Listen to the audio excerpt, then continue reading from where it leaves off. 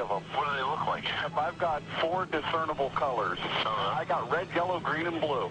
And the one just is like flashes. So if they're those planets those guys were talking about, then they're planets with Christmas lights on. This is weird.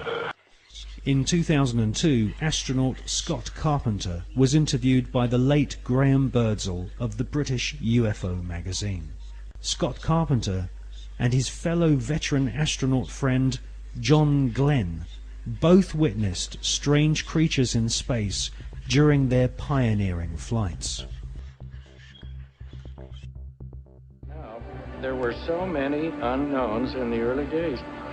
And this is a fact of the matter. We were really not sure after John flew whether or not there were critters, living critters out there somewhere.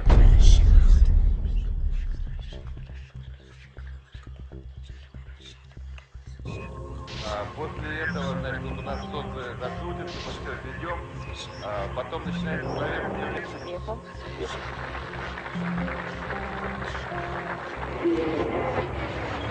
Yes, we have some, not thousands, some cases when Russian astronauts watched objects. Yes.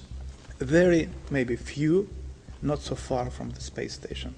Mostly over the Earth, very close to Earth, but it doesn't matter. From outer space, you can see it as if it's very, very close to you.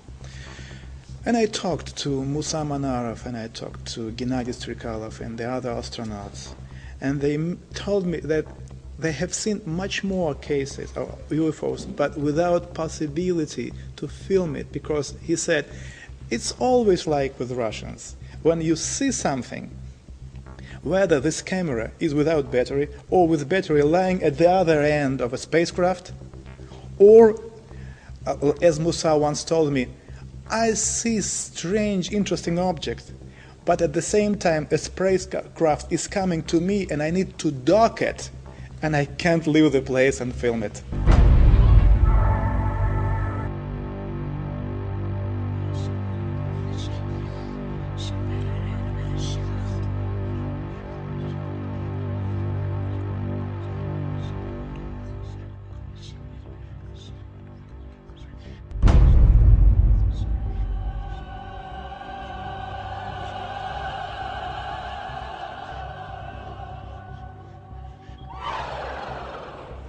You know, we have been investigating this particular question, and we came to very interesting conclusions. I wouldn't say that millions of people or thousands, no, but there are many people who have not been abducted because on their level of knowledge and on their level of understanding and abilities, they do not need to abduct people. No. I will try to explain what's going on. When you say they, you're talking about the... It is, yes, it is. It is. When it is are flying here, there are some kind of scientific expeditions which are visiting the planet.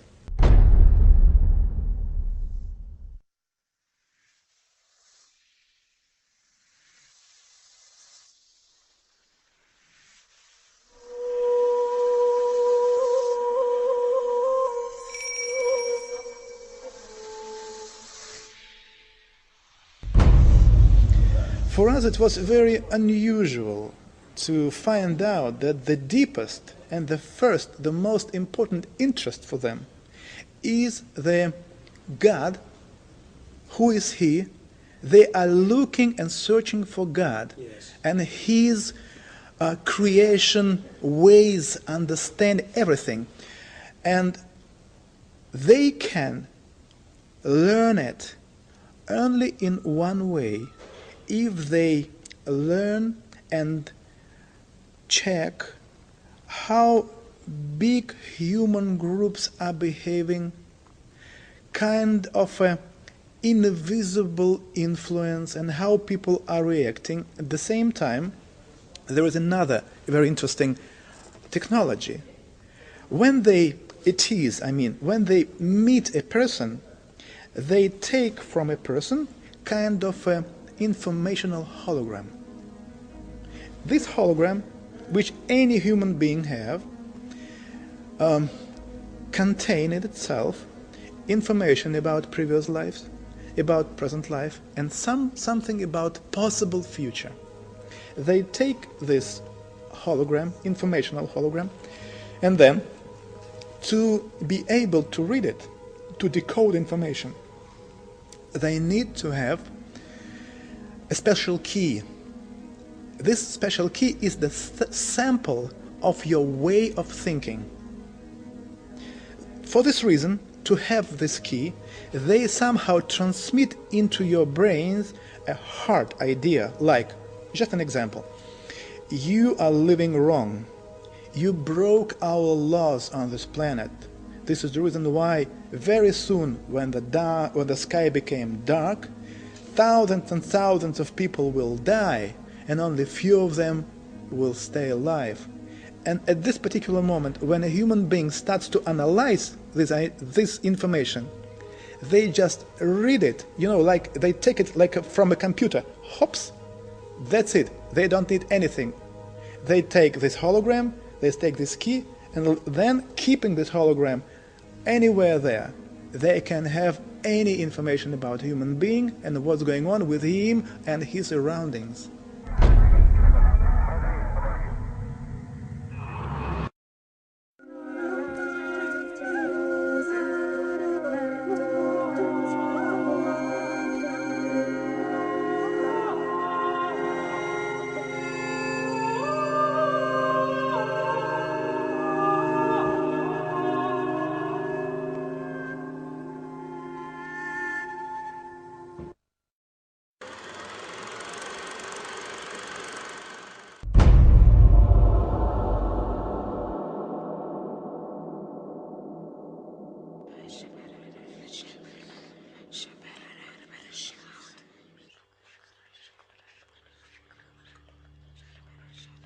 Regardless of whether the Apollo moon landing was faked or not, an interesting photograph hangs on the wall of the Sanctuary of the Scottish Rite Masons in Washington, D.C.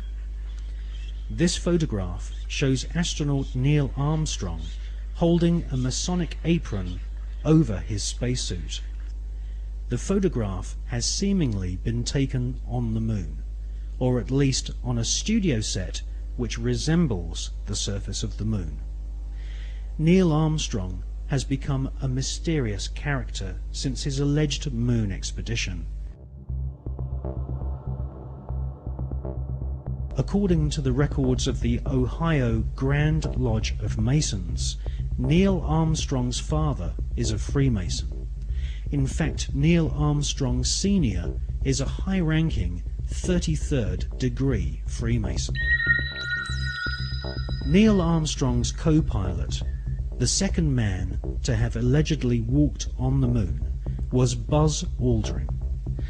At the time of the Apollo 11 mission, Buzz Aldrin was a 32 degree Freemason. They were in good company, as many of NASA's astronauts were also Freemasons, including Gordon Cooper, Walter Schirra, John Glenn, Edgar Mitchell, Thomas Stafford, and Paul Weitz. These men were all members of the Brotherhood, all sworn to keep secrets on pain of death. These astronaut Masons were under the leadership of Kenneth Kleineknecht, who was NASA's Apollo space program manager. According to an article and photograph published in the Masonic magazine Scottish Rite Journal, upon his return from the moon, Brother Buzz Aldrin presented a flag to Sovereign Grand Commander Smith, who was the Supreme Commander of the Supreme Council of 33rd degree Masons of the world. The flag Buzz Aldrin presented had been taken to the moon on Apollo 11. According to a Masonic lecture delivered at Beauverde University in 1994 by American Masonic historians, astronauts Buzz Aldrin and Neil Armstrong performed a Masonic ritual exactly 33 minutes after touchdown on the lunar surface.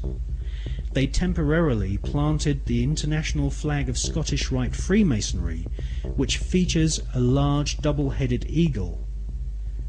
Therefore, the eagle has landed. Override off. Engine arm off. 13 is in. We copy you down, Eagle. Houston, Tranquility Base here. The Eagle has landed. Roger, Tranquility. We copy you on the ground. You got a bunch of guys about to turn blue. We're breathing again. Thanks a lot. And we're getting a picture on the TV.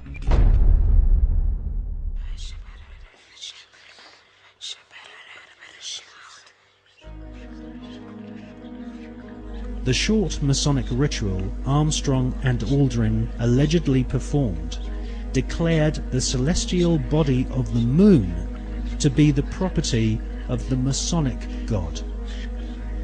Who is the Masonic God? As confirmed by former Supreme Commander of the 33rd Degree and Grand Wizard of the Ku Klux Klan, Albert Pike, the Masonic God is Lucifer.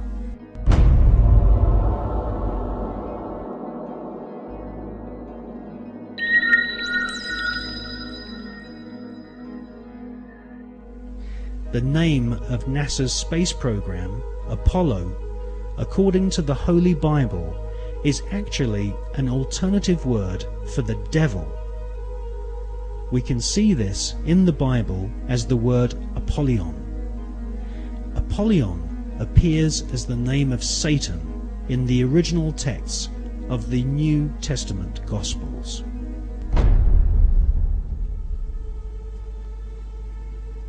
Like Christopher Columbus and many explorers before them, Armstrong and Aldrin used a flag to claim territory for their monarch. Upon their return, NASA Space Program Manager Kenneth Kleinecht invited the Apollo crew to a secret Masonic ceremony, which saw Kleinecht's brother be appointed to the Sovereign Grand Commander and titular head of all Scottish Rite Masons throughout the world.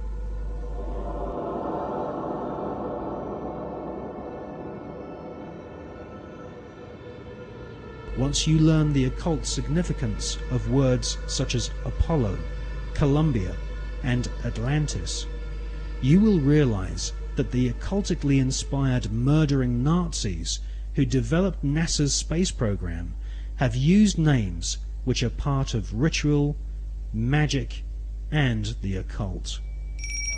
Hawati en tawi, tem jefa kau, ta pen em awef, mu f, ta f, sem f, menemenet f nebet, hayet nebet, henenet nebet, jedefuet f, awet f haset, semau em sanuet.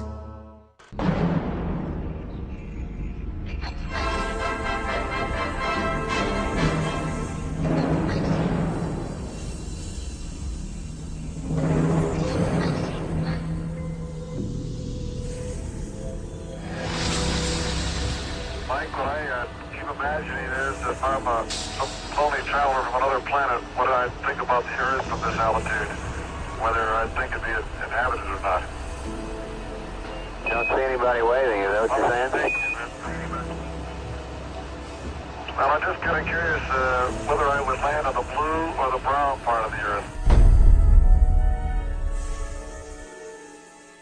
On the dark side of the moon, the secret face of our satellite planet, which only a few men in living history have ever seen, there lies a star-shaped crater called Parsons Crater, named after the rocket scientist John Parsons.